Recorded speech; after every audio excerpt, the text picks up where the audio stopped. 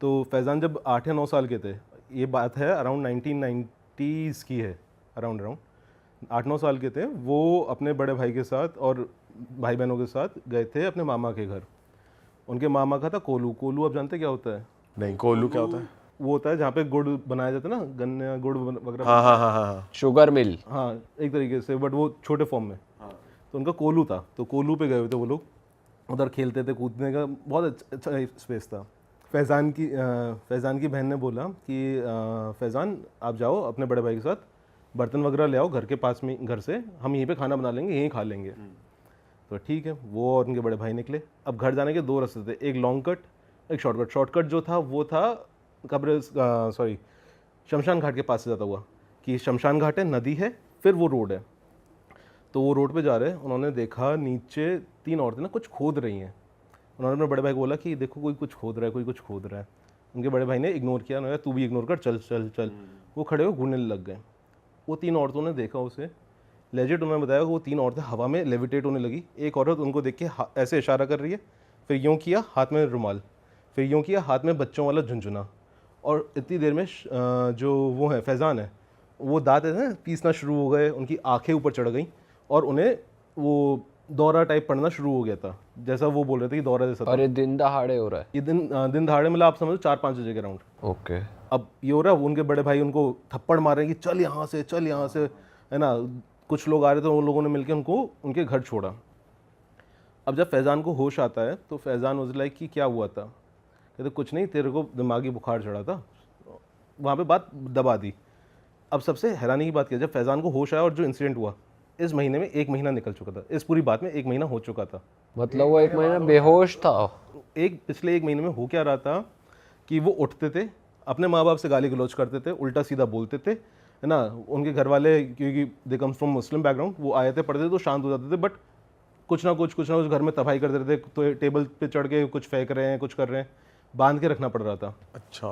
उनको ये कुछ नहीं बताया कि बच्चा था यार, बच्चे को बताएंगे कि भाई तेरे साथ ऐसा ऐसा हुआ है, तो वो बच्चे की साइकी पे एक अलग वो आएगा। तो उसको एक दिन उसके फादर ने बोला कि तुम ऐसा करो, जाओ, बट तुम उस वाले रास्ते से नहीं जाओगे अब कभी भी। तो ठीक है, वो दूसरे रास्ते से जा रहे थे कहीं, तो एक मौलवी मिले कि बेटा तू ठीक हो गया? कहते हैं हाँ, मुझे क्या हुआ था? कि बेटा तेरे ऊपर कुछ आया था। मौलवी ने सारी चीज़ें बता दी कि तेरे साथ ऐसा ऐसा हुआ था, तेरे साथ ऐसा ऐसा चला था। अब वो घर आके उसने अपने पिताजी से पूछा, तो उन्होंने बोला कि हाँ बेटा तुम ऐसा ऐसा हुआ था। अब आपको लग रहा हो सब शांत हो गया। ये शुरुआत हुई उनके पूरी फैमिली के साथ। अब शुरुआत यहाँ से कैसे हुई? यहाँ से वो जब बड़े होते गए, उन्हें हमेशा लगता था कोई ना कोई आसपास उनके है। यहाँ वो आज के टाइम पे साइंटिस्ट हैं, कैंसर के ऊपर उनकी रिसर्च चल रही है। तो उन्होंने मेरे को बताया कि वो जब इलाहाबाद गए पढ़ने, जहाँ पे उनका हॉस्टल था, सामने ही जंगल था। उनको देख रहा है रात को कोई अंधेरे में उन्हें खड़े होकर देख रहा है जंगल में से, और रोने की आवाज़ें आ रही भयानक। उन्होंने मेरे रूममेट को बुलाया, उनका रूममेट पहाड़ी, उसने दे दी गालियाँ कि भाई हमारे गालियाँ दे के करते हैं।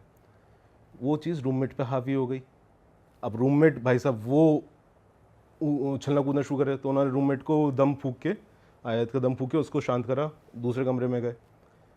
उन्होंने कहा चलो ठीक है, एक इंसिडेंट हुआ। फिर वो अपनी बहन के घर गए एक दिन रुकने। उनकी बहन के घर पे वो सो रहे हैं, रात को 1 बजे के अराउंड उनको लग रहा है कि उनके बहन के बच्चे, जो कि एक 2 साल का है और एक गोदी का है, उन्हें खड़े होकर घूर रहा है। वो कह रहे भाई मेरे साथ ये इतना ज़्यादा होने लग गया कि मैं जो भी तावीज़ पहनता हफ्ते भर में अपने आप टूट जाता। वो परेशान होते रहते हैं, कभी कुछ दिख रहा है, कभी कुछ दिख रहा है। वो उन्होंने वहाँ से लिया कि यार मैं जा रहा हूँ अपनी आगे जॉब मिल गई ना सऊदी में, कि सऊदी में तो कुछ होगा नहीं। सऊदी में क्या है, तावीज़ वगैरह आप पहन नहीं सकते। सऊदी गए, वहाँ पे उनका केस और बिगड़ गया। वहाँ पे क्या होता था, तावीज़ वगैरह पहन नहीं सकते। वहाँ पे गए तो वहाँ पर 8वीं मंजिल पे खिड़कियों पे हाथ के निशान है, कोई बजाया जा रहा है, बजाया जा रहा है, बजाया जा रहा है तेज़ी से। वो पूरी रात बैठ के आयतें पढ़ते रहते थे कि भाई शांत हो जाए, शांत हो जाए। उधर कोई मौलवी ढूंढ रहा है, कुछ नहीं मिल रहा है, परेशान हो गए, उधर से वापस इधर आए।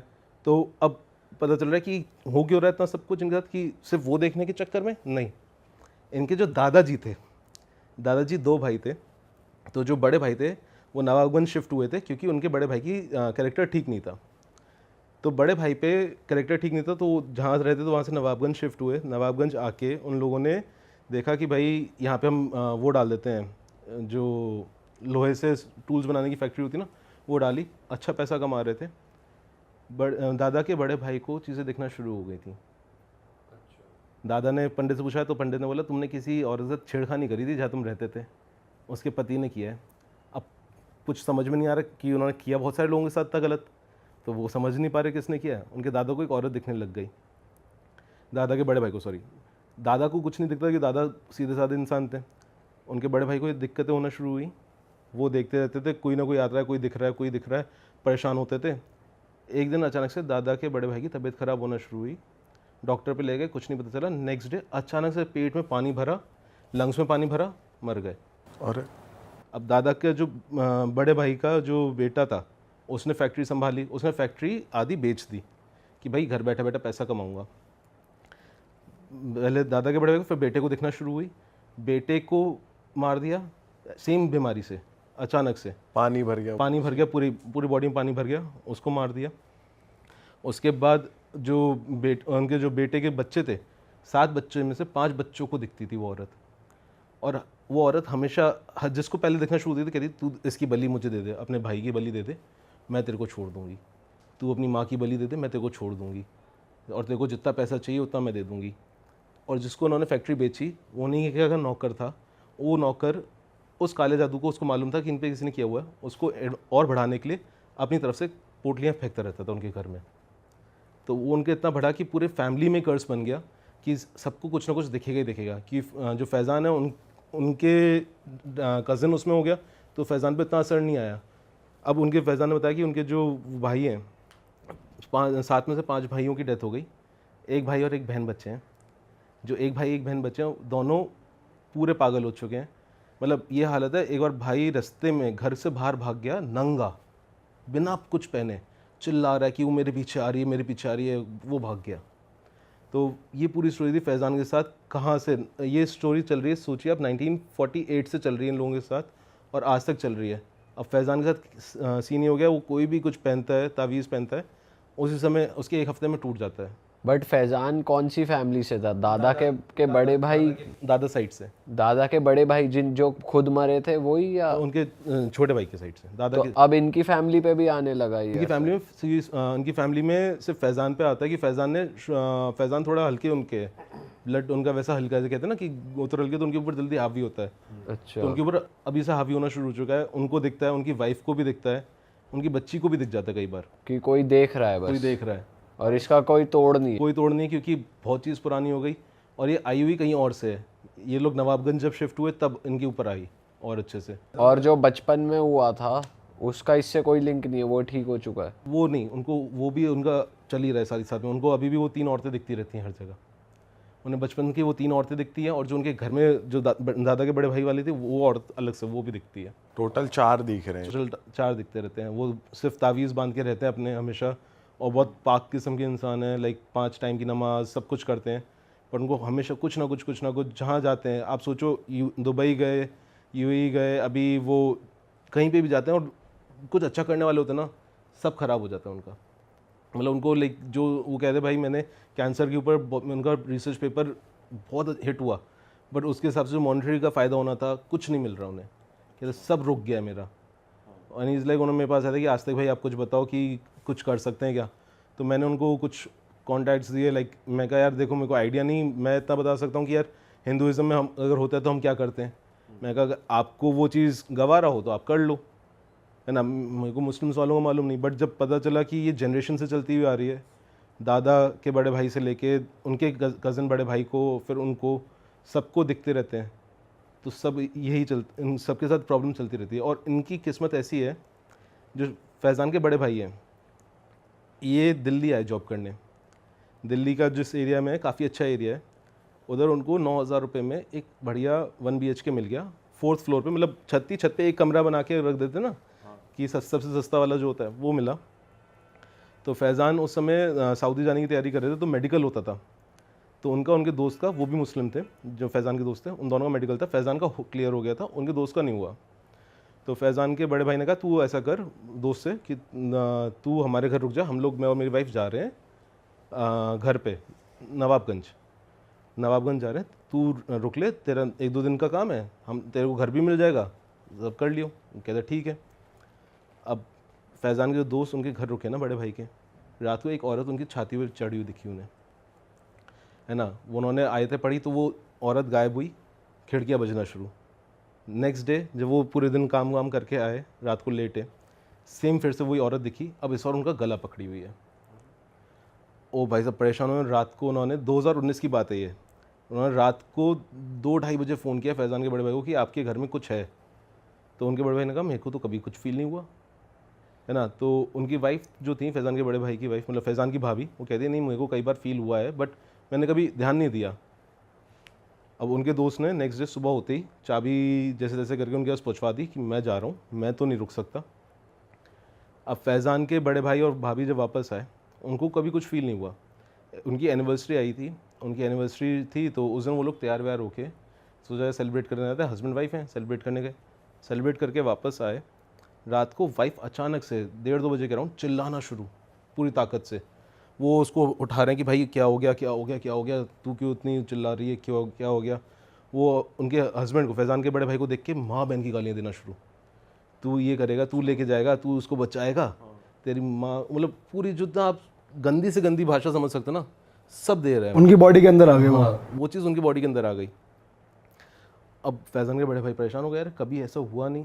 उनको मालूम था फैज़ान के साथ दिक्कत है बट उनके साथ कभी था ही, हुआ ही नहीं था कुछ ऐसा। अब वो परेशान हुए, उन्होंने सोचा कि यार पहले मेडिकल दिखाता हूँ। उनको लेके गए एम्स। 1 महीना उधर ट्रीटमेंट चला। वो 60 किलो से 40 किलोज़ पे आ गई 1 महीने के अंदर। बॉडी पूरी ख़त्म हो रही है। डॉक्टर्स कह रहे हैं कि हम कुछ नहीं कर सकते, ये अपने आखिरी टाइम पे आ रही है, इनकी कोई बीमारी पता नहीं चल रही है, अपने आप ही और अपने आप कोई ठीक हो रही है तो कहीं कुछ बीमारी कोई अलग सिम्टम दिख रहा है बट कोई डेफिनेटिव वो नहीं आ रहा है कि यार ऐसे होगा या वैसे होगा। तो फैज़ान ने बोला कि भैया आपने इतना सब कुछ कर लिया है, आपने इतना पैसा भी फूक लिया, सब कर लिया, एक बार मेरे कहने पे किसी मौलवी को दिखा लो कि मैं तो झेला हुआ हूँ। मौलवी को दिखाया, मौलवी घर गया, घर जाते ही बोलता है तुम लोगों को यही घर मिला था क्या? देखियो यहाँ पे जो पहले रह रहा था उसने यहाँ पे जिन साध रखा है, उससे जिन सदा नहीं तो उसको मार दिया था और ये घर तुम्हें इसलिए यहाँ पे सस्ते में दे रहे थे कि उन्हें फ़र्क नहीं था, वो जिन था जो उनके अंदर आ गया था। अब सोचो पहले से उसके घर में वो 4 औरतें वो कर रही हैं, उधर से इनको जिन अलग से मिल गया, है ना। कि उन्होंने कि मैं अभी तो इसको बांध दूंगा जिन इनकी और इस औरत में से तो निकाल दूंगा बट इस घर में ना रुको तो तुम्हारे लिए बेटर है। तो उन्होंने ठीक है, उन्होंने उनके बांधा। उसके बांधने के कुछ टाइम बाद ही उनकी तबीयत ठीक होना शुरू हुई, जो बोल नहीं पा रही थी बीच में, सब खाना वाना भी शुरू हो गया, सब अच्छे से हो गया। उनको लेके चले गए नवाबगंज। फैज़ान के बड़े भाई को आना पड़ा दिल्ली जस्ट बिकॉज जॉब थी यहाँ पे। एंड एक होता ना कि जब बंदा सो लर्नर टाइप हो तो दिक्कत होती है। यहाँ आए तो उन्होंने कहा यार मैं एक हफ़्ता ही रुकूंगा, 1 हफ़्ते में कुछ नहीं होगा। ये सबसे बड़ी गलती। अभी तक 2020 आ चुका था, वो रुके, 1 हफ़्ते में उनकी तबीयत ख़राब हुई, हॉस्पिटलाइज हुए तो पता लगा दोनों किडनीज फंक्शंस करना बंद कर गई अपने आप ही। कोविड के टाइम पे उनकी किडनीज में फंक्शन करना बंद कर दिया, उनकी डायलिसिस चल रही है 2000। अब डायलिसिस के टाइम नॉर्मली डायलिसिस में होता है बंदा पेन में होता है, उसकी मतलब चेहरा उतर जाता है। फैज़ान के बड़े भाई हंसते थे, आप मानो जब उन्होंने बोला कि वो हंसते रहते थे डॉक्टर को देख के, तुम्हारी दवाइयाँ कुछ नहीं कर पाएंगी, तुम कुछ भी कर लो। उनको देखते रहते थे कि और हंसता रहता था कि इसको तो मैं लेके जाऊंगा, तुमने उसको बचा लिया ना लड़की को, तो मैं इसको ले जाऊंगा। तो ये जिन ही बोल रहा है अंदर हाँ, वो से? जिन अंदर से बोल रहा और बहुत ही तीखी सी भारी सी आवाज़ होती ना एक, कि मैं इसको लेके ही जाऊंगा, उसको तो तूने बचा लिया, है ना। अब उन्होंने वापस मौलवी को पकड़ने की कोशिश करी, मौलवी ने दोनों हाथ दोनों पैरों पे बांधा। हॉस्पिटल के अंदर उन्होंने बताया कि आस्तिक भाई हाथों पैरों पे बांधा, अपने आप टूट रहे हैं सारी चीज़ें। हम लोग परेशान हो रहे हैं कि क्या हो क्या रहा है। बहुत सारे लोगों पे गए, यूपी में अलग अलग जगहों पे लेके गए, सब किया, डायलिसिस चल रही है, बॉडी तो वीक हो ही रही है। वो पूरे टाइम हंसते रहे। 2021 में आके उनकी डेथ हो गई और वो लेके चला गया, तो कोई भी मौलवी कुछ नहीं कर पाया। अब आप सोचो वो कितना भारी जिन होगा, जिसने साधने की कोशिश करी उसको तो मार ही चुका था। उनके ऊपर तो लकीली कि उस समय ज़्यादा कर नहीं पाया उनकी वाइफ पे, बट उस पर आते ही टूट पड़ा। 1 हफ्ते के अंदर ये हालत कर दी थी। तो जब उन्होंने मेरे को बताया वो खुद रो गए थे बेचारे। मेरे पास रिकॉर्डिंग है, अगर आप लोगों को चाहिए हो ना तो मैं उनकी रिकॉर्डिंग्स भी आपको शेयर कर दूँ, जस्ट ताकि जनता को मालूम पड़ जाए कि कितना रियल फैक्ट्स पे चल रहे हैं अपन। कि मैंने उनसे पूछ के ये भाई रिकॉर्डिंग भेज दूँ सो दैट हम लोगों के लिए भी आसान रहता है दिखाने के लिए। तो जब ये सुना मैं खुद, मेरे को रोना सा आ गया। मैं कहा यार क्या गलती थी बंदे की, बिना बस यही दिक्कत है, बिना जाने किसी प्रॉपर्टी में रहने चले गए और उनकी आज मतलब 2021 और शादी को सिर्फ 3 साल ही हुए थे मुश्किल से। और वो जो पुरानी एंटिटीज थी वो हट गई हैं वो उनसे? अब उनका जो वो था वो हल्का हो चुका उन पे से। वो मतलब 5 टाइम नमाज़ पढ़ने के चक्कर में हर टाइम अपने गले में कुछ बांध कर रखते हैं, तो वो अपने आप पे से तो हल्का काफ़ी कर चुके हैं, है ना। बट जो मेन फैमिली जिस पे शुरू हुआ था सारा, जहाँ से, उनके ऊपर अभी भी बला डली हुई है। जो दादाजी के बड़े भाई की फैमिली थी, उनके ऊपर अभी तक बला है पूरी। तो भाई ये जो पहली कहानी है वेस्ट बंगाल के एक छोटे से गांव की है, और ये स्टोरी मुझे भेजी है हमारे एक सब्सक्राइबर मृदुल ने। बहुत ही क्रिपी जिन हॉरर है जो एक मुस्लिम फैमिली के साथ ये पूरी वारदात हुई है जो मैं आपको बताने जा रहा हूँ, ठीक है। तो होता क्या है कि वेस्ट बंगाल के एक छोटे से गांव में एक मुस्लिम फैमिली रहती है। वो जो गांव का लेआउट एक बार समझना कि बीच में मुस्लिम फैमिली का घर है, उसके जस्ट बाजू में प्लेग्राउंड है एक, उस घर के चारों ओर रास्ता जाता है और उस रास्ते के आउटर में कॉलोनी बसी हुई है। उस मुस्लिम फैमिली का जो घर है उसके घर के अंदर एक मस्जिद भी है। होता क्या है कि ये लोग रोज़ अजान पढ़ते हैं, आसपास के जो गांव वाले वो भी आते हैं अजान पढ़ने के लिए। जब अजान ख़त्म हो जाता है रात के 9 बजे से लेकर 12 बजे तक ये लोग ना एक दूसरे तरीके की अरेबिक अजान पढ़ना स्टार्ट करते हैं, जिसको बोलते हैं ज़िक्र, उसको कई लोग चिल्ला भी बोलते हैं।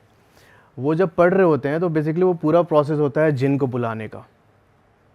वो लोग जिन को बुलाते हैं और लोगों की प्रॉब्लम सॉल्व करते हैं और लास्ट में जिन को फिर मुक्ति देते हैं। आपने ट्रेनों में देखा होगा बहुत बार कि ऐसे लगा होगा कि फ़कीर का किसी का लगा, फ़कीर का बोर्ड लगा होगा कि आपको कोई भी समस्या है, फाइनेंशियल प्रॉब्लम हो रही है, कोई भूत पिशाच से अगर छुटकारा चाहिए तो आप इस पे नंबर पे कांटेक्ट करें। तो बेसिकली यही फैमिली थी जो ऐसे काम करती है। तो ये लोगों की हेल्प करते थे? लोगों की हेल्प करते थे। तो होता क्या है कि इसकी फैमिली में एक लड़का है, छोटा बच्चा, सैफ नाम है, ठीक है, 8-10 साल का होगा। और उसके पापा हैं, उसके दादाजी हैं और सैफ की मम्मी है। पापा और दादाजी ये काम करते हैं, बहुत एक्सपर्ट है इस चीज़ में, ठीक है। अब जो सैफ लड़का है वो ना ऑब्ज़र्व करता है कि भाई मेरे बाप दादा ये काम कर रहे हैं, क्योंकि रोज़ इसके घर में ये काम होता था, तो मुझे भी चाहिए। इतने लोग आते हैं, इनको इतना मानते हैं, ठीक है, उनको एकदम सर पे बैठा के रखते हैं, तो मेरे को भी ये सारी चीज़ें चाहिए। एक चीज़ और समझना, जब वो रात में ज़िक्र होता है ना, रात को 9 से 12 बजे तक, उस टाइम पर अगर उनके घर के सामने कोई खड़ा है या फिर खड़े होकर सुन रहा है तो ना उसकी तबीयत ख़राब हो जाती है बहुत बुरी तरीके से। ऐसे उनको लगता है कि उनकी बॉडी की इलेक्ट्रोलाइट पूरी ख़त्म हो गई। ऐसा नहीं होता है बिल्कुल एनर्जी ख़त्म हो गई सारी, उस तरीके से उनको फील होता है। तो सैफ को भी चाहिए कि भाई मैं भी ये काम करूँगा। एक दिन सैफ क्या, अच्छा, जो इनके घर के बाजू में जो प्लेग्राउंड है यहाँ पे सारे लोग खेलने जाते थे। अब सैफ भी जाता है वहाँ पे खेलने। वहाँ पर उनके एक भैया हैं, हिंदू है वो, उसका नाम है प्रत्युष, ठीक है। प्रत्युष जो लड़का है, सैफ इसको भाई भाई बोल के बुलाता है। तो प्रत्युष उससे बोलता है कि एक दिन सैफ इससे बोलता है प्रत्युष से कि भैया आपके पापा क्या करते हैं। प्रत्युष बोलता है कि मेरे पापा सरकारी नौकरी में हैं। तो बोलता है सैफ कि तो बहुत अच्छा खासा पैसा कमाते होंगे। उसने बोला कि हाँ कमाते तो हैं। यहाँ पर सैफ बोलता है कि मैं ना आपके पापा से भी ज़्यादा पैसे कमाऊँगा, ठीक है। और ये चीज़ें ना लगातार होने लगे 3-4 दिन से। वो आता और ऐसे बहुत सारी ड्रीमी चीज़ें बात करता है एकदम कि मैं ये कर लूँगा, गाड़ी खरीद लूँगा, बंगला खरीद लूँगा। लोगों ने सोचा, जो उसके साथ खेलने आते थे बच्चों ने सोचा कि भाई ये पागल हो गया, इसको बुली करने लगे। अब बुली करने से क्या हुआ कि सैफ को थोड़ा सा लगा अंदर कि भाई मेरे को कैसे चढ़ के मेरे पे बोल रहे हैं, मेरा मजाक उड़ा रहे हैं। इसने प्लेग्राउंड में जाना बंद कर दिया। अब भाई ये अपने कमरे में बंद रहता पूरे टाइम।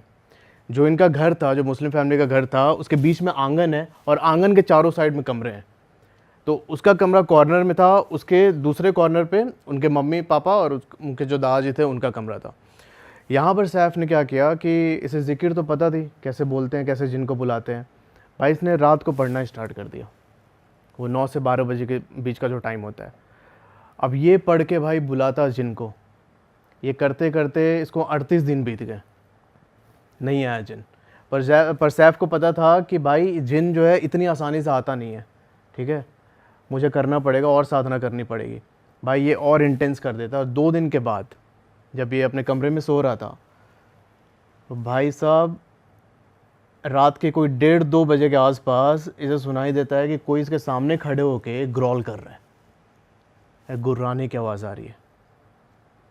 और ये चीज़ तब होती है भाई जब वो साधना के बीच में था।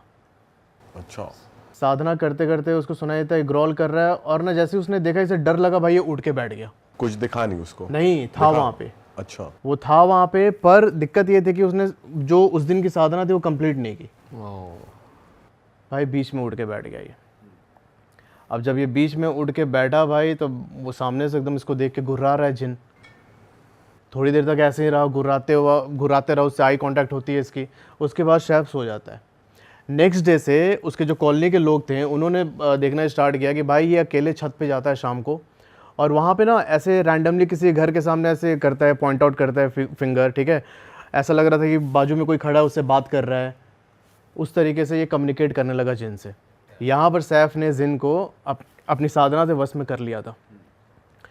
अब देखो भाई वो क्या करता है, उसको जब भी कुछ खाना होता उससे मंगाता, तो पैसे चाहिए वो उससे मंगाता, ला के देता सब कुछ। जब सैफ को कॉन्फिडेंट हो गया सैफ कि भाई ये जिन मेरे वश में है, मैं इसे कुछ भी करवा सकता हूँ, तब इसने फिर से प्लेग्राउंड में जाना स्टार्ट किया। प्लेग्राउंड में फिर से प्रत्युष मिलता है इसको। यहाँ पर सैफ जब पहुँचा बहुत दिनों बाद प्लेग्राउंड, तो ये एक बेंच पे बैठा हुआ था कॉर्नर में। प्रत्युष आता है इसके पास, बोलता है भाई क्या हो गया, तू आता नहीं आजकल खेलने, अपने ख्याली दुनिया से बाहर निकल आ भाई, मतलब इतना सही खेलते थे हम लोग। तो कुछ बोलता नहीं है भाई। ये ना अपना गर्दन ऐसे टेढ़ा करके सैफ, और भाई ऐसे बात कर रहा है किसी से। उसके बाजू में वो जिन था। उससे 10-15 सेकंड बात की, फिर ये प्रत्युष को पता है क्या बोलता है कि आप ना मेरे बड़े भैया को बहुत पसंद आ गए हैं। प्रत्युष बोलता है कि कौन सा बड़े भैया भाई, तू तो अकेले अपनी फैमिली में। बोला कि नहीं, मेरे एक बड़े भैया हैं और आज रात को आपसे वो मिलने आएंगे। भाई साहब ये बोल के सैफ वहाँ से घर आ गया वापस। उस रात जब प्रत्युष सो रहा है रात को 2-2:30 बजे के आसपास, भाई साहब इसके विंडो के पास से वहीं गुर्राने की आवाज़ आ रही है, ठीक है। इसकी बॉडी एकदम फ्रीज हो जाती है उस समय। आँख बस खुली है इसकी, ये थोड़ा सा आँख उठा के ऐसे सर उठा के देखता है कि कौन है, और जिन इसके सामने खड़ा है। सैफ ने बोला था मेरे बड़े भैया आएंगे, और जिन इसके सामने खड़ा था। अगले दिन प्रत्युष फिर से गया प्लेग्राउंड में। उस रात तो मतलब उसकी तबीयत बहुत ज़्यादा ख़राब हो गई, ठीक है। जैसे जैसे उसने मैनेज किया प्रत्युष ने। अगले दिन जब पहुंचा प्लेग्राउंड में, सैफ आता है, बोलता है कि भैया आप मेरे बड़े भैया आए थे ना आपसे मिलने। बोलते कौन से बड़े भैया? नहीं, रात को जो आए थे ना आपसे मिलने कल, वही है मेरे बड़े भैया। इसकी फट लेती है भाई बहुत बुरी तरीके से। उसके बाद से अगले 6-7 दिनों तक ये आया नहीं, मतलब प्लेग्राउंड में जाना ही बंद कर दिया प्रत्युष ने। इसकी मतलब तबीयत ख़राब रहने लगी बहुत बुरी तरीके से। अब इसके बाद सैफ क्या करता है कि इसने सोचा कि अब मेरे को प्रूव करना है लोगों को कि मैं भी उनके प्रॉब्लम सॉल्व कर सकता हूँ। उनको कोई फाइनेंशियल प्रॉब्लम है, कोई रोग है, तो मैं भी जिन से ठीक करवा सकता हूँ। यहाँ पर इसने डिसाइड किया कि पर यह होगा कैसे, ऐसे तो इसके बाप है, दादा है, ठीक है, कोई इसके पास क्यों आएगा। तो इसने सोचा कि भाई मेरे को प्रूव करना है। तो इसने पता है क्या प्लान बनाया कि भाई मैं इस जिन से अपने दादाजी को परेशान करवाऊँगा, और जब वो बिल्कुल आखिरी स्टेज में चले जाएंगे, मतलब कुछ भी हल नहीं निकल रहा है, तब मैं जिनको ऐसे मतलब सबके सामने बोलूँगा कि भाई ठीक कर दादाजी को, तो ये ठीक करेगा और लोग मेरे को मानने लगेंगे। पर ये सैफ का प्लान भाई बुरी तरीके से फेल होता है। इसने जिन को छोड़ तो दिया दादाजी के ऊपर। अब दादाजी के ऊपर जब छोड़ा तो जिन उनको बहुत परेशान करने लगा, ठीक है। उनकी तबीयत एकदम बेकार होने लगी दादाजी की। वो क्या करते, दिन में चेयर पे जाके बैठ जाते घर के आंगन में, और ना एकदम सर ऐसे ऊपर करके एक टक बस ऊपर की तरफ देखते रहते। पर जैसे दादाजी खुद एक्सपर्ट थे तो वो खुद डील नहीं कर पा रहे थे। जब इनके पापा को पता चला तो उन्होंने यही सोचा कि भाई हो सकता है हम इतना ज़्यादा ट्रीटमेंट करते, इतना जिन को बुलाते हैं, तो मे भी उसका साइड इफेक्ट हो, उससे कुछ किसी जिन ने कुछ किया हो। भाई ये अपनी विद्या लगा के दादाजी के ऊपर छोड़ते कि भाई ठीक हो जाए दादाजी। पर भाई वो ना इफेक्ट ज़्यादा दिन तक रहता नहीं, 2-3 दिन रहता, फिर से ये जिन हावी हो जाता है। अच्छा, फैमिली में किसी को पता नहीं कि ये छोटा लड़का सैफ है, ये उस समय 38 दिन तक इसने वो किया था जिन को एक्टिव, क्योंकि मैंने बताया ना कि वो एक कमरे में कॉर्नर में उसका कमरा था, दूसरे कॉर्नर में इनका कमरा था। तो भाई रात को कमरा बंद करके वो ये काम करता। जो ये जिकिर होते हैं, जैसे अजान पढ़ते हैं, वो तो बिल्कुल माइक पे पढ़ते हैं ना। जिकिर जो होती है भाई बिना माइक के एकदम ऐसे चैंट करते हैं घर के अंदर बैठ के। फिर क्या होता? तो ये सीन था। तो फिर उसने दादाजी पे छोड़ा। दादाजी 1 महीने के बाद उनकी तबीयत बहुत ज़्यादा ख़राब हो गई। तब इसने अपने जिन को हुक्म दिया कि भाई जाके ठीक कर। पर मैंने बताया था कि सैफ वो जो था उस रात बीच साधना से उड़ गया था, डर के मारे बीच में छोड़ दिया था उसने। तो ये जिन को हुक्म देता भाई ठीक करो जाके, पर ये उसकी बात ही नहीं मानता। पर अब तक तो मान रहा था। नहीं, बता रहा हूँ भाई, सैफ ने बहुत टाइम से उससे काम करवाया था। मैंने आपको बताया था कि जिन जो आते हैं उनकी एक शर्त होती है कि भाई तुम मेरे से काम करवा रहे हो ठीक है, पर उनको ना बाद में मुक्ति देनी होती है। अच्छा। अब ये मुक्ति देने वाली जो विद्या थी ये सैफ के दादाजी और उसके पापा को ही आती थी। अच्छा। अब जिन से उसका जिन उससे यही बोलता कि इतना मतलब इतने दिन से मैं काम कर रहा हूँ भाई, मुक्ति चाहिए मुझे।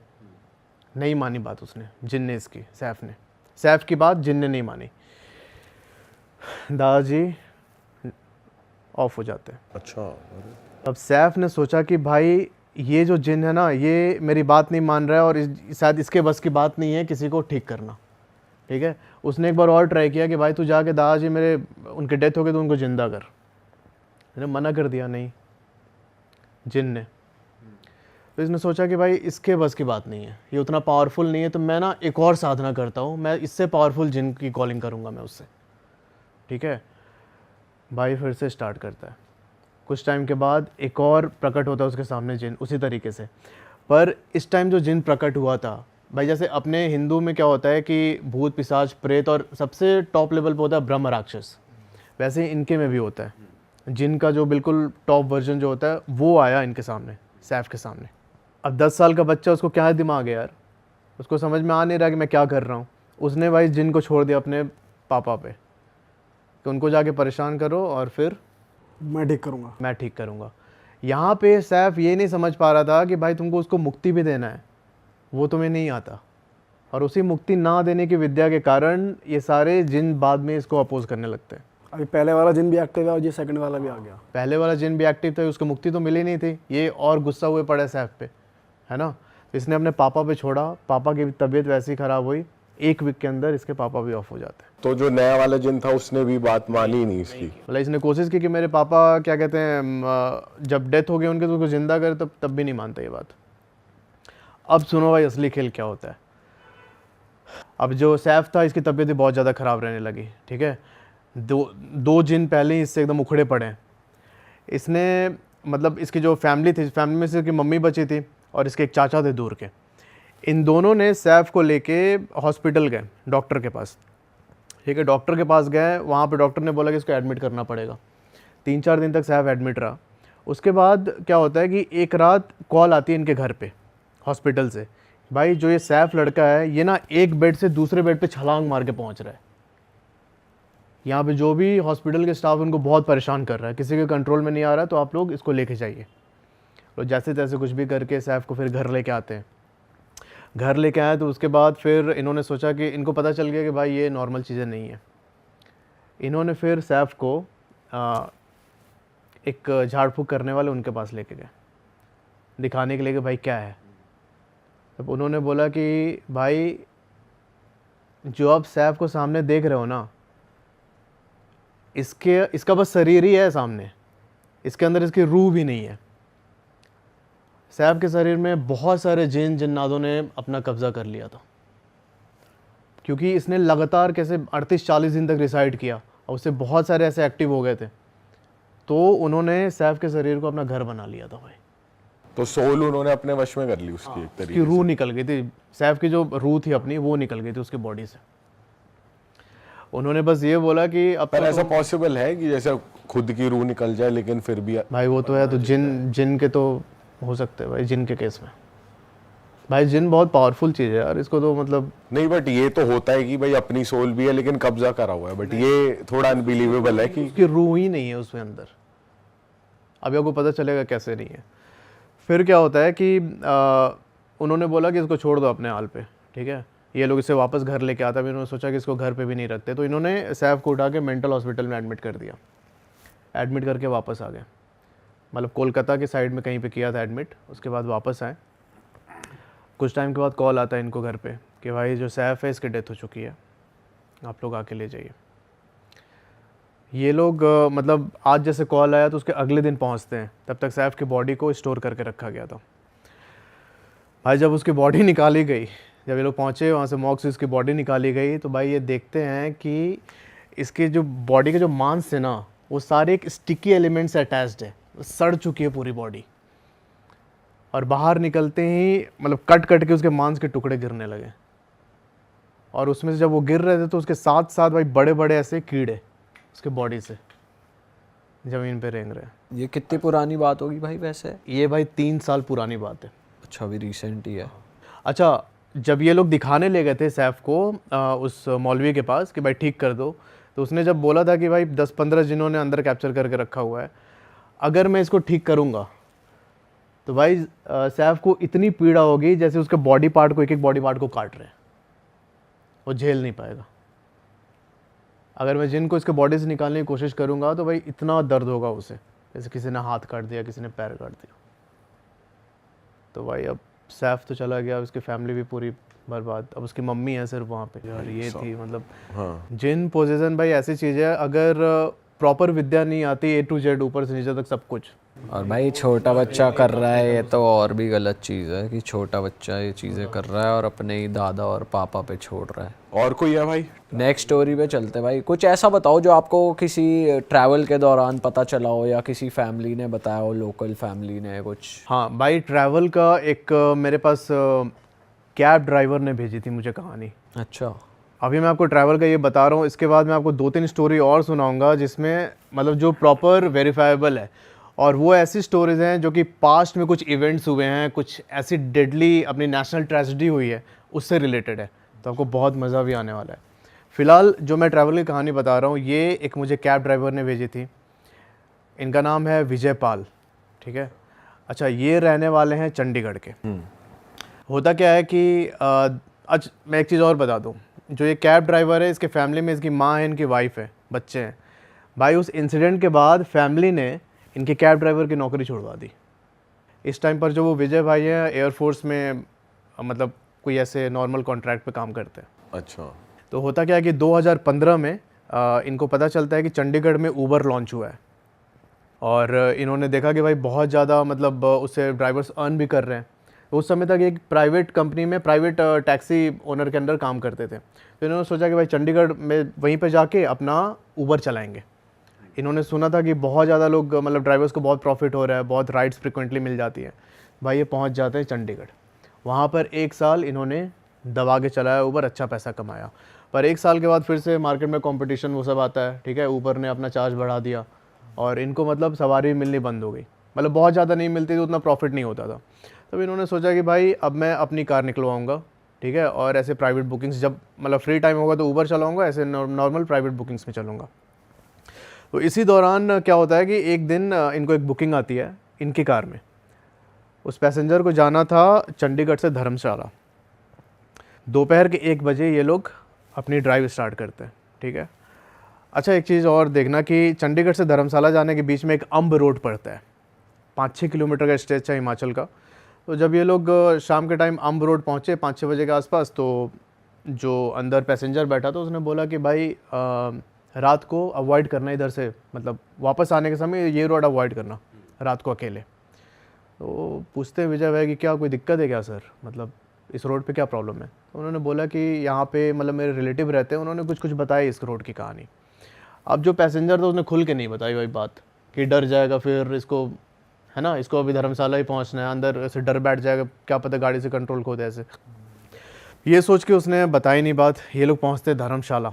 वहाँ पर जब ये अनलोड कर रहा था रात के 8 बजे, उनका सामान उतार रहा था, इसने पैसे दिए पैसेंजर ने बोला कि एक काम कर विजय, आज ना इधर ही रुक जा गाड़ी में, सुबह 4-5 बज जाएंगे तब जाना। ये बोलता है कि सर क्या कोई बात है तो खुल के बताओ यार, अगर उस रोड पे कोई दिक्कत है तो। आपने बताया भी नहीं, आप ऐसे मना कर रहे हो। उन्होंने बोला कि नहीं अभी मत जाओ, बात मान ले मेरी भाई, 4-5 बजे निकलना। फिर उसने पूछा कि कभी रात को गए उस रोड से। इसने मना कर दिया कि नहीं भाई, इतनी रात को तो मैं कभी नहीं गया अम्ब वाले रोड से। तो ये बोलते हैं कि रुको, पर ये नहीं मानता है कि उसके अगले दिन सुबह चंडीगढ़ से दूसरी बुकिंग थी, जल्द से जल्द पहुंचना था।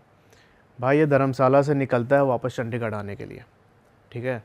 रात के 11 बजे के आसपास ये एक ढाबे में रुकता है, वहाँ पे मतलब चाय पानी पीता है और फिर वहाँ से कार लेके निकलता है आगे।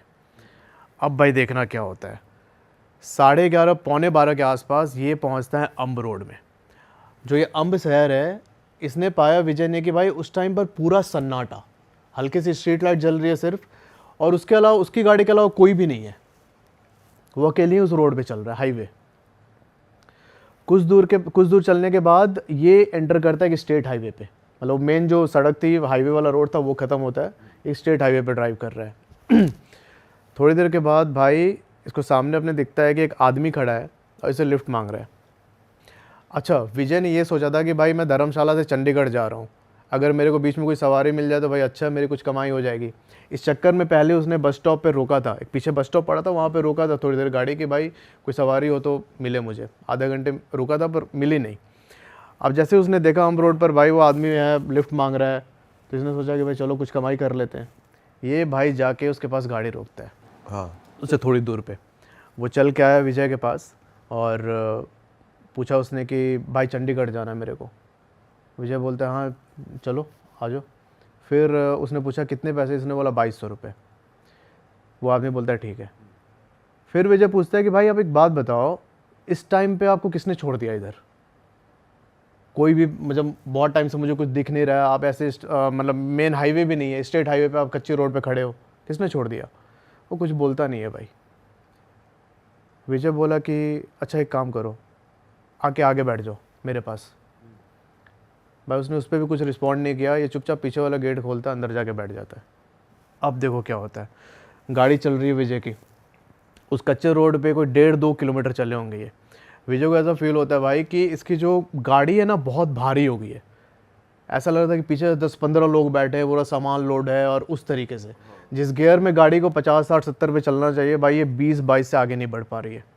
कुछ टाइम के बाद इसका इंजन हीट होना स्टार्ट हुआ। विजय को लगा कि भाई गाड़ी में कोई दिक्कत आ गई है। ये अपना गेट खोल के बाहर निकलता है इंजन की तरफ जाने के लिए।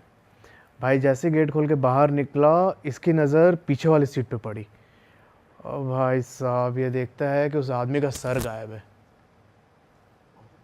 और उसने वाइट कुर्ता पैजामा पहना हुआ था, वो पूरा खून से लथपथ। भाई इसको समझ में नहीं आ रहा है क्या हो गया, तो चिल्लाते हुए भाग रहा है। जब चिल्लाते हुए भाग रहा है तो इसने देखा कि भाई पीछे से वो आदमी चेज़ कर रहा है इसको।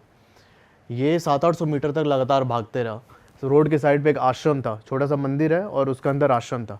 ये जाके गेट पीटने लगा ज़ोर ज़ोर से। गाड़ी वहीं रोड पे खड़ी है। अब जब गेट पीटने लगा तब उधर से पंडित जी निकल के आते हैं और इसको मतलब अंदर बुलाया अपने। अंदर बुलाने के बाद इसने पूछा कि पंडित जी क्या है वो? तो पंडित जी ने बोला कि अभी उसके बारे में कल सुबह बात करेंगे, अभी रहने दो, ठीक है। ये एक इंसिडेंट आपने सुना उस रोड का। अब एग्जैक्टली क्या था ये मैं बताऊंगा, पर उसके 1 साल के बाद विजय के साथ जो ये घटना घटी, इसके 1 साल के बाद एक और वहाँ पे कांड हुआ, ठीक है, वो भी जानना। एक फैमिली थी, वो उसी रोड पर वापस चंडीगढ़ आ रही थी, ठीक है। उस फैमिली का नाम भी ले लेता हूँ। विजय ने बोला कि ले सकते हो नाम, कोई दिक्कत नहीं है। जो ड्राइव कर रहा है उसका नाम है जगतार, उसकी बीवी है अंजू, उसके 3 बच्चे, ठीक है। बीवी पीछे बैठी हुई है, एक बच्चा आगे बैठा है, जगतार ड्राइव कर रहा है, बाकी 2 बच्चे पीछे हैं। ये भाई आ रहे थे उसी रोड पे, सेम वो जो स्टेट हाईवे था, वहाँ पर इनको आदमी ने हाथ दिया लिफ्ट के लिए। अब दिक्कत ये हुई कि इसकी बीवी ने बोला कि भाई इतनी रात को गाड़ी रोकना सही नहीं है, रहने दो, ठीक है। ये घटना हो रही है विजय के घटना के 1 साल के बाद, ठीक है। तो आप रहने दो, गाड़ी मत रोको। पर वो जो आदमी था ना, वो भाई चलते चलते रोड पे आ गया बीच में। अब जगतार ऐसे गाड़ी से उड़ा नहीं सकता था ना उसे, तो भाई इसने गाड़ी रोक दी। गाड़ी रोकी और एक गुस्से में निकला बाहर एकदम, ठीक है, देखने के लिए कि भाई तू कैसे कैसे आ गया बीच में। जब ये पहुंचता है उसके पास तो उसने बोला कि भाई मुझे चंडीगढ़ तक जाना है, छोड़ दो। जगतार तो पहले बहुत चिल्लाया, भाई क्या ये क्या तरीका है, कोई तरीका थोड़ी है भाई, तुम बीच सड़क में आ जा रहे हो, अभी एक्सीडेंट हो जाता। ये ना उसको डांटते हुए अपनी गाड़ी की तरफ आ रहा है, ठीक है, डांटते हुए अपनी गाड़ी की तरफ आ रहा है वापस ड्राइवर सीट पे बैठने के लिए। भाई इसकी वाइफ पीछे से देखती है, पीछे वाली सीट पे बैठी हुई थी, देखती है कि भाई वो ना उस जगह से उछला जोर से बहुत ऊपर तक और आके अपने कार के जो गेट थे ड्राइवर सीट के, वहाँ पे गिरता है ज़मीन पे। हस्बैंड जगतार, और जो वो आदमी था सामने जो अभी लिफ्ट मारा था, वो कोई नहीं है वहाँ पे। जगतार यहाँ पे रोड पे पड़ा हुआ है और इसकी वाइफ चिल्लाने लगी ज़ोर ज़ोर से। तब वहाँ से एक पिकअप वाला क्रॉस कर रहा था। उस पिकअप वाला को जो पिकअप वाला ड्राइवर था, उसने सुना मतलब वाइफ की चीख सुनी, तो गया उनके पास पूछने के लिए क्या हो गया। थोड़ा ही सा वाइफ ने बोला था कि वहाँ लिफ्ट के लिए गया, तो समझ गया कि भाई ये वही सीन है, कि उनको पता था। अब जो ये पिकअप वाला ड्राइवर है, ये विजय का दोस्त। अच्छा, तो उसने ये कहानी विजय को बताई है। ये लोग पुलिस को कॉल करते, पुलिस आते वहाँ पे, जगतार को उठा के हॉस्पिटल ले जाते, तो वहाँ पे डॉक्टर ने उसे डेड। Oh shit. उस रोड पे ऐसे इंसिडेंट हुए। मैंने जब ये वीडियो डाली थी भाई, बहुत सारे लोगों ने कमेंट किया कि भाई है वो चीज़ जगह, हमने भी एक्सपीरियंस किया। अच्छा। तो हुआ क्या था, पंडित जी अगले दिन सुबह जगतार को लेके आए, सॉरी विजय को लेके आए गाड़ी पे उसकी, और गाड़ी स्टार्ट किया, नॉर्मल हो गई गाड़ी स्टार्ट, कोई दिक्कत नहीं हुई। तब पंडित जी ने बताया कि भाई 2013 में यहाँ पर एक आदमी था, उसने लिफ्ट मांग रहा था, उसे चंडीगढ़ जाना था, ठीक है। लिफ्ट मांगते हुए एक जो ट्रक आ रही थी उधर से, हिमाचल की साइड से चंडीगढ़ की तरफ, तो इसने ट्रक वाले से लिफ्ट मांगा कि मेरे को लेके चलो। वो ट्रक वाला ब्रेक नहीं मारा, तो इसने देखा आदमी ने कि भाई ब्रेक नहीं मारा, तो ना ये धीरे धीरे करके साइड से होते हुए रोड पे आ गया, बीच रोड पे। ट्रक वाला भाई क्यों रोकेगा गाड़ी अपनी, उसे लगा कि भाई लूटपाट के लिए अभी कुछ भी लग सकता ना उसे, भाई उसने गाड़ी चढ़ा दी उसके ऊपर। अब गाड़ी चढ़ाई तब उसका जो सर था उसके धड़ से अलग होके भाई दूर चला गया था। अब उसी की स्पिरिट उस जगह को हॉन्ट करती है। ओके। तो आज तक कर रही है? नहीं, आज तक कर रही है। अच्छा ये है ना भाई कि जो ये भूत प्रेत ये सब होते हैं, सबको भाई दिख नहीं सकते, ना ही सबको एक्सपीरियंस हो सकते हैं। ये तो एक ने मुझे स्टोरी भेजी थी, तब उनके थ्रू मुझे पता चला था कि कोई भी इंसान होता है 2 कुल का होता है, या तो देवकुल या फिर राक्षस कुल। तो जो देवकुल के लोग होते हैं उनको नहीं दिखते स्पिरिट, जो राक्षस कुल के होते हैं उनको अपना प्रेजेंस फील करवाती है। अब भाई बहुत लोग कमेंट करते हैं कि यार क्या कहते हैं, हम तो गए थे उस रोड से, ठीक है, हम उस रोड से गए थे, हमें नहीं मिला। अरे चिड़ियाघर का जानवर थोड़ी यार तुम एंटरटेन करने के लिए बैठा रहेगा। बड़ा ओपन है, मतलब अभी भी रोड, ऐसा कुछ नहीं कि क्लोज करी हो ऐसा कुछ। भाई रोड तो ओपन है। जिन लोगों को एक्सपीरियंस होता है वो लोग कमेंट कर रहे हैं कि हमने भी देखा, हमने फील किया, तो फिर लगता है कि चीज़ें ऑथेंटिक हैं। सही बात कह रहे हैं भाई। आप एक ऑफ कैमरा नेचुरल ट्रेजेडी के बारे में बता रहे थे, तो वो क्या एग्जैक्टली आप बताओ। तो भाई देखो, मैं आपको जो बताने जा रहा हूँ बहुत सेंसिटिव भी है। मैंने जब वीडियो डाली तो मतलब बहुत लोग वैसे हो गए थे कि यार कुछ याद आ गया उनको, है ना। तो भाई ये स्टोरी अपने देश में एक हुई नेशनल ट्रेजेडी से रिलेटेड है। 2023 में आपको पता होगा बालासोर में 3-4 ट्रेन टकरा गई थी आपस में, करेक्ट। बहुत सारे लोगों की डेथ हुई थी उसमें। अब हुआ क्या था कि जहाँ पर ये एक्सीडेंट हुआ था उस जगह को बहनगा बोलते हैं, जो बालासोर के शायद वहाँ से 20-22 किलोमीटर दूर है, बालासोर मेन सिटी से। और ट्रेन जो ट्रेजेडी हुई थी उसका नाम यही दिया गया था, बालासोर ट्रेन एक्सीडेंट। तो बहनगा में जब एक्सीडेंट हुआ तो भाई बॉडीज़ इतनी ज़्यादा थी कि जो वहाँ का लोकल हॉस्पिटल था उसकी सारी बेड्स फुल हो चुकी थी, ठीक है, और एक्चुअल नंबर बहुत ज़्यादा थे। तो उन बॉडीज़ को उठा के वहाँ पर एक स्कूल है बहनगा हाई स्कूल, उसके अंदर रखी गई थी। अच्छा। उस स्कूल के अंदर एक मतलब छोटा सा हॉल जैसा एरिया है, उसमें ही सारी बॉडीज़ को इन्होंने रखा था। बहुत सारी बॉडीज़ ऐसी थी जिनका अंतिम संस्कार वहाँ के लोकल्स ने किया, उनके रिलेटिव्स पहुँच नहीं पाए थे, ठीक है। तो हमारे एक सब्सक्राइबर हैं उपमन्यु भाई, मैं उनका नेम चेंज कर रहा हूँ क्योंकि उन्होंने रिक्वेस्ट किया। उपमन्यु भाई वहीं पर उनका ससुराल है बहनगा में। जब ये एक्सीडेंट हुआ तो ये अपने ससुराल में ही थे। इन्होंने अपने ब्रदर इन लॉ के साथ मिल के बहुत सारी डेड बॉडीज़ को वहाँ से शमशान तक लेके गए थे। जो एक्चुअल वहाँ पर ट्रेजेडी हुई थी, जो एक्चुअल वहाँ पर मतलब इतना ज़्यादा सैड सीन था, उन्होंने मुझे एक्सप्लेन किया ईमेल में। अच्छा, जो ये उपमन्यु भाई हैं, ये हैं इंडियन आर्मी के टेरिटोरियल जो फोर्स होती है इनकी, उसमें डॉक्टर हैं। इनकी पोस्टिंग है मणिपुर में। अब जो घटना हुई थी बालासोर वाली, उससे 1 साल बाद आते हैं। 1 साल के बाद मतलब इनकी शादी हो चुकी थी और इनकी वाइफ प्रेग्नेंट है। और यहाँ पर जो उपमन्यु भाई हैं, ये भाई पोस्टेड है मणिपुर में। बेसिकली क्या होता है कि 2 महीने की पोस्टिंग होती है टेरिटोरियल आर्मी में, ठीक है, किसी भी डॉक्टर की। पर वहाँ पे टेंशन बहुत ज़्यादा थी तो इनका एक्सटेंड हो गया था, लगातार 2 साल से वहीं पे काम कर रहे थे। तो भाई इनकी वाइफ को प्रेग्नेंट हुए 6 महीने हुए थे। इन्होंने बोला था कि तुम अपने मम्मी के पास ही चले जाओ, वहाँ पे तुम्हारा केयर कर लेंगे वो लोग अच्छे से। इनकी वाइफ वहीं पर थी अपने मम्मी के घर पे बहनगा में। तो होता क्या है कि भाई 6 महीने प्रेग्नेंट थी और एक रात मतलब ये उपमन्यु के साथ कॉल पे थी तो बोलती है कि यार मेरे को मंचूरियन खाने का मन कर रहा है। अब ऐसा होता है ना कि मतलब प्रेगनेंसी में क्रेविंग्स और मूड स्विंग्स, तो इनको मंचूरियन खाने का मन कर रहा है। तो इन्होंने बोला कि एक काम करो, अभी रहने दो, बहुत रात हो रही है, कल मैं जो सानू है इनके वाइफ का भाई, उससे मैं भिजवा दूंगा, खा लेना। ये बोलते कि नहीं मैं बस लेके आती हूँ फटाक से बाहर से। भाई उपमन्यु की वाइफ उस रात 12:30-1 बजे के आसपास बाहर निकल गई। कोई रोड साइड वेंडर था, वहाँ से गई, अपना मंचूरियन पैक करा के लेके आई। पर अब जब वो घर पहुँचे ना भाई, सब सीन चेंज हो चुका था एकदम। ये उसके अगले दिन से ही बहुत चिड़चिड़ी रहने लगी। खाना कभी कभी बनाती किचन में जाके तो भाई वो उबल रहा है, चाय उबल रहा है, वो पूरा गिर रहा है इनका ऊपर से, वो जो सॉसपेन होता है, कोई ध्यान नहीं है, सामने देख रही है एकदम। सब्जी बना रही है, चावल बना रही है तो एकदम ज़्यादा बहुत ज़्यादा बना दे रही है। और बात ये थी कि भाई वो सारी चीज़ें वो खा भी रही थी, मतलब इनका इतना है ना खाने का, भाई इतना खा रही थी। अच्छा। इनका मूड भी बहुत, मतलब मूड स्विंग्स हो रहे थे बहुत ज़्यादा, चिड़चिड़ी रहने लगी, गुस्सा आने लगा बहुत ज़्यादा इनको। अब यहाँ होता क्या है कि जो उनके मम्मी पापा थे उन्होंने सोचा कि भाई ये प्रेगनेंसी में इनका मूड स्विंग हो रहा है, उसकी वजह से, कुछ हार्मोनल इश्यूज़ की वजह से। अरे वाह, आपने ये वीडियो यहाँ तक देख ली भाई, तुमने हमारी मेहनत सफल कर दिया, तुम ही लोग हो असली रियल हिट। और अगर आपको बहुत मज़ा आ रहा है ऐसी क्लिप्स में, ऐसी वीडियोस में, तो फटाफट जाइए प्लेलिस्ट पे बिंज वॉच कीजिए, सारी वीडियोस देख डालो और मौज काटो। That is it. हम मिलेंगे नए पॉडकास्ट में, नए क्लिप में। Till then bye bye, see you, take care, do subscribe.